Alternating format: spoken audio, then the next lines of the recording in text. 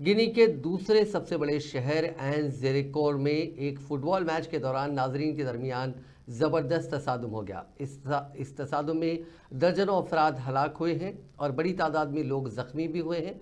इस हादसे की जानकारी अस्पताल के मुख्तलिफ ज़राए से सामने आई है। एक अस्पताल के डॉक्टरों ने बताया कि अस्पताल में जहां तक नज़र जाती है लाशों की कतारें पड़ी हुई हैं। कुछ लोग गैलरी में फर्श पर पड़े हुए हैं और मुर्दा घर भी भरा हुआ है।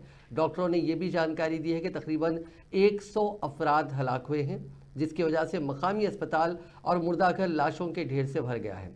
कुछ डॉक्टरों का कहना है कि हलाकतें दर्जनों की तादाद में हैं। हालांकि अभी तक हतमी तादाद सामने नहीं आई है।